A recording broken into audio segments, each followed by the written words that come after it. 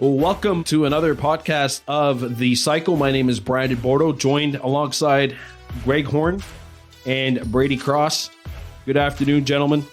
Good to be here. Of course, the big news, the big announcement that's come in the last couple of days as COVID cases surge throughout the province has been the cancellation of tournaments, as well as limited capacity in restaurants. And now, of course, more restrictions have come over the last hour or so, as I believe Francois Legault just came on and talked about restrictions in the province. Yesterday, Greg, I have to tell you, I was filming a game. It was U15B, Chateauguay Marquis and the St. Martin / Beauharnois Blizzard. Mark Powell, their assistant coach for the Blizzard, told me to drop on by. And at the end of the game, as I was walking out of the Andre Richard Arena in Beauharnois, it felt like I had just delivered a eulogy, like a 1 hour eulogy for the 2021-2022 LHCO season. It really did feel like it. Yeah, I mean, I can imagine. We're it seems like we're back at square one. Mm-hmm. For March 2020.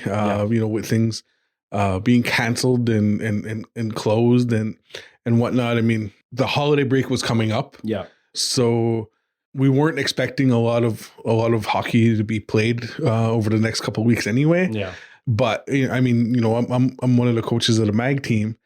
Are one of the MAG teams, and we had to cancel games this weekend with the number of cases announced by Quebec today, 4,761 or so cases. New record, right? Yeah, new cases as of Monday, December 20th. It's a crazy amount. Mm-hmm. There's a lot of uncertainty on when hockey will resume. In the new year. Mm-hmm. Schools are closed until at least 10th. Yeah, January 10th. Maybe that's the week that they're looking at bringing back sports to. Maybe not. Part of the announcements of new restrictions today are new measures today. Professional and amateur sports can happen.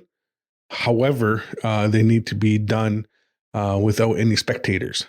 So, we're looking at back to the days of no fans in the NHL arenas. Yep. At the beginning of this hockey season, it was only players were allowed in the arena, and and then slowly one parent or per player was allowed, and now it's we're back to square one. Yeah, and it feels like, to be honest, this time it's more just like that slow, cruel, foreseeable death almost that you have. Whereas like back in March 2020, on March 11th, this is the day, well, a lot of things happened. Like Harvey Weinstein got sentenced to jail that day, and that was the biggest story on earth for 6 hours. Yeah. And then after that, they're talking about the NBA season being canceled.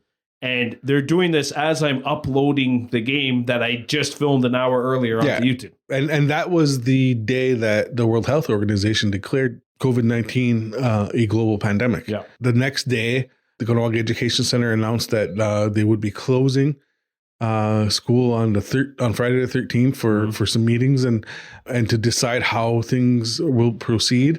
The very first Kahnawake COVID-19 task force update, which it wasn't even called that yet, was held that afternoon. Yep. And everybody foolishly thought we were in for a lockdown or a shutdown for 2 weeks, and now we're a year and 3/4 away from that. Yeah, what's funny is I did a video after the LHCO and Hockey Quebec officially canceled everything. Like, I think it was actually that Friday the 13th where they shut all the sports down. I know on Thursday it was supposed to have a game on the 12th, and that obviously didn't happen. And I did a video on coronavirus, like I just called it like Coronavirus, the State and the Future of Baby Blue Memories. And I remember, like, I watched that video not too long ago, and I was talking about how optimistic I'd be and how happy I'd be to return to you with live broadcasts of the 2020 Kahnawake Hunters season. Yeah, I mean, and again, now that's all up in the air, right? Like, with the Omicron variant being more virulent and everything. So, and that's why we're seeing a surge in cases right now. Just talking about the number of cases in Quebec today, I believe in Ontario, it's about 3,500, and yesterday was 4,100 in Ontario. So whereas it was about 3,600 3,700 cases in Quebec on Sunday, and now 4,700 on Monday. It's a huge number, and I think everybody has to give pause and be like, all right, well, if this continues, what are sports going to look like for the foreseeable future? Yeah, and if we look back at 2021, obviously, like at this time last year, January 2021, to be more specific, everything in non-essential businesses in Kahnawake were shut down at that point in time for the entire month, and then they resumed, I believe, in February. Yeah, but in Quebec, they imposed a curfew that was supposed to be for 28 days, and lasted how long? I got stopped. I got pulled over 8 straight nights on my day to work. Yeah, that tells you basically everything that you need to know. I mean, it was unforeseen. It never happened before, really. Yeah, and I mean, curfew just seems silly to me. Why? Because the virus only comes out at night. Yeah. It just didn't make any sense, and it was based on some decisions that were made in France that anecdotally may have had an effect, but we don't really know. And then it didn't seem to be slowing down things, and that's why it didn't last 28 days. It lasted much longer. Yeah, I remember being April and May, and there was still a lockdown. Like the Habs were in the playoffs. And we still had a lockdown in Quebec. Yeah, which is it just doesn't make any sense. I think it was finally in May. It was eased and everything. I don't know. Like I think that right now it's just everything's so up in the air, and it's so hard to make plans for anything longer than the next few days, right? Yeah. Even then, like what we're looking at, okay, what happens if you got a family that you are gathering, hopefully everyone's avoids the virus during these holiday gatherings, but what happens if someone has to go in isolation? Then it's like, okay, are these happening? I don't know about you, but last year I worked Christmas Eve and Christmas Day, so I mean, I didn't really do a whole lot. But now it's like, okay, well, we're missing that. We're missing that. And I mean, that's where we don't know what's going to happen now, right? Yeah. Like, and what all these restrictions and whatever, and it just, again, it makes it that much more frustrating, because at some point we all have to move forward and get on with our lives, and and understand the risks that it entails. Yeah. Figure out how we can do things safely, and then just have, return to this new normal. Yeah. And it seemed like things were going in the right direction, and everybody was all nice and happy-go-lucky, and it seemed very normal. Just going. The only thing is you're going to a restaurant or a bar or a movie, and you have to show proof of vaccination and all that. But now, don't know what's going to happen, and again, sports are one of those things that make things feel normal. I mean, yeah, I said when this pandemic happened, that hit us right at the heart. That hit us at our recreation, our sports time, our leisure time, like hockey, especially around here. It's like in lacrosse, especially, it literally is more than a game. It's a medicine. It's medicine. Yeah, and so that's where we're, now left scratching our heads. Okay, well, what happens if Quebec continues, this type of shutdown on sports and whatever, over the first week or so in January, with all these leagues needing to, make plans and move forward and make decisions. I mean, Team Canada just announced that they're withdrawing from the Spengler Cup. Yep.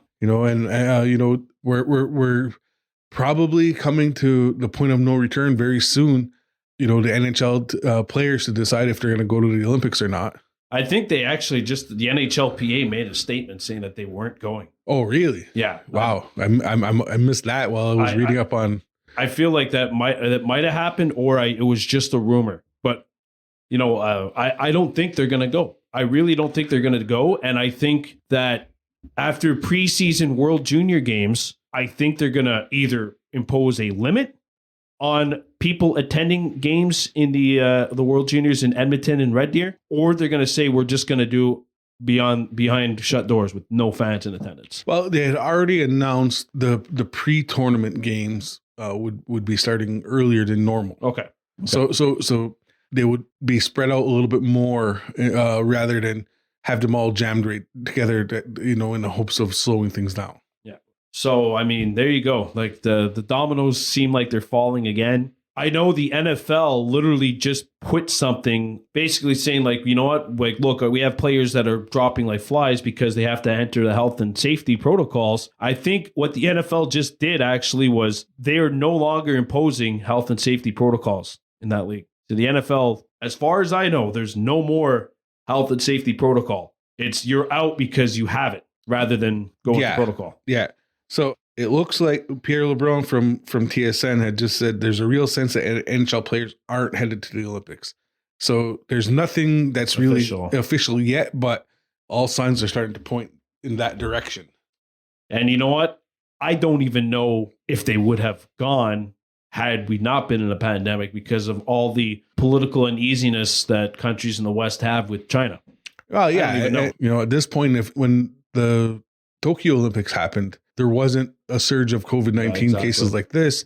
So now, you're looking at the Beijing games are supposed to be starting in about 2 months. Yeah. Now, we're having provinces where over 4,000, 5,000, closing in on 5,000 new cases in a 24-hour period. And that's not just, here in Quebec and Ontario, but that's across the world. Yeah. Are athletes going to want to travel and compete in this? The NHL has also shut down all cross-border matchups. So basically, kind of like what they did last year, where you had all the Canadian teams in one division. The Canadian teams can play games head-to-head against each other, but until December 26th, I believe, or the 23rd, one of the two. 26th, I believe. The 26th, no inter-country, international no cross-border. travel. Yeah, I mean, and because you got the Bruins, are all their games have been shut down because of 6 or 7 players that have COVID.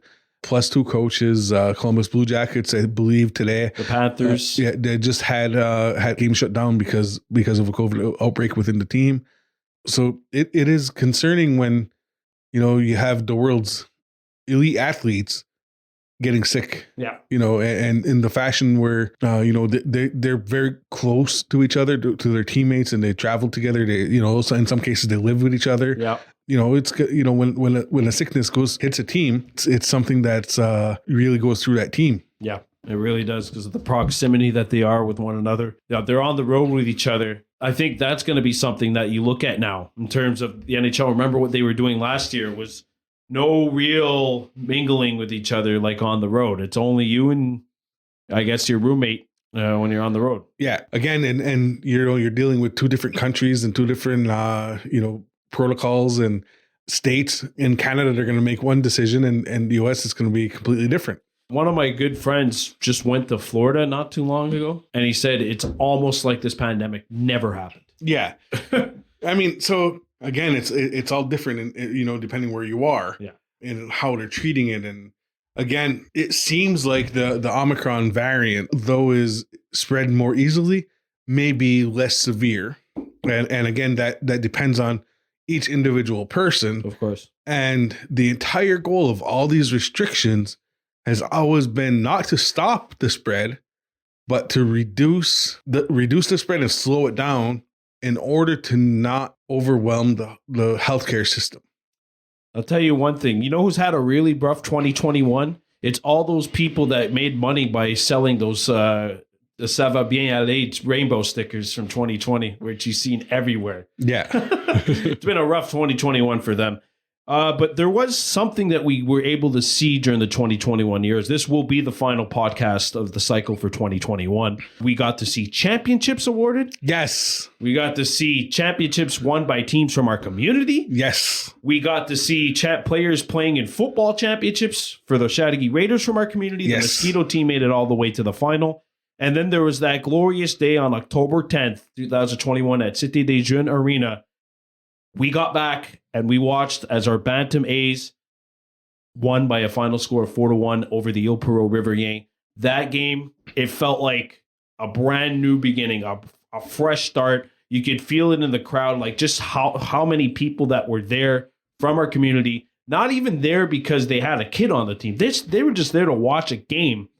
And our Bantam A Mohawks delivered on that night, winning 4-1. They scored 3 goals in the first 5 minutes of that game.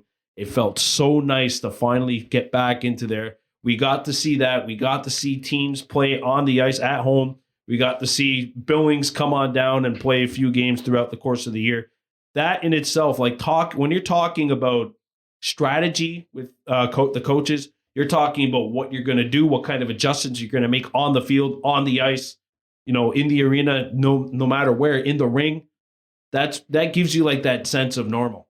And why this hit us so hard back in March 2020 and why it's sort of feeling like it's got its hands around our necks again now as we approach 2022 is because we feel like our sense of normal, our sense of recreation and leisure is once again at stake. Yeah, that's where it hits us the hardest. I mean, Absolutely. I think so many people could have handled all the shutdown so much more easily had hockey and baseball and basketball and all these things, been able to happen and you could watch them on TV. Okay, all right, there's something happening. Yeah. It really, really sucked with all that stuff gone, right? And it made, I think, dealing with this global pandemic that much more difficult. Yeah, it really had. But we did get to see quite a bit happen in 2021 and thus far have had half a season basically played in LHTO. And we're hoping that we got a President's Cup being awarded in hockey and a President's Cup hopefully down the line being awarded in lacrosse. Yeah, and I think, one of the nice things about 2021 was that we got to see history. Yes. We got to see history with 3 teams from Kahnawake winning the baseball regional championships all within a 24-hour period. The only thing I wish that we could have saw was all 3 of the games played on that day. Oh, yeah. That damn rain out, man. That rain just kind of put a damper on everything. But that was, it was something that was really special. We made a documentary about it and, that was... Watch it, by the way. Yeah, and that was something that was, hey, let's try this. Let's see where it goes. And then everybody kept on winning. And then everybody won. And it was like, wow. So we have something that's completely accidental. That's completely great. It was, just something phenomenal. And that's something that I think that is really for myself, it's a highlight of this past year. Yeah, it really was. Like just being able to come in here right before podcast time. And all 3 of us, Brady, yourself, and me, were talking about where we're going to go. Because all 3 games are happening tonight. There's 3 games going on today, different fields. Where are you going? Where are you going? Where are you going? So that like just being able to talk about that, it almost like if you put yourself back in those days, like in August of 2021, it's almost like we, for a while, forgot that we were in the midst of a pandemic. Yeah, for sure. And for me, that like it felt really special because while all that's happening, that's normally the time of year where I'm preparing for lacrosse playoffs, preparing to make final preparations to head out to, who knows where for a President's Cup tournament, and not being able to attend a lot of the stuff. And this year without lacrosse, I was able to go to all these games and that made it just really nice for me. Yeah, and again, you don't see 3 championships awarded ever like that. And our U11Bs legitimately could have won that regional. They were 12-4, I believe it was. They were 3rd place overall in the league.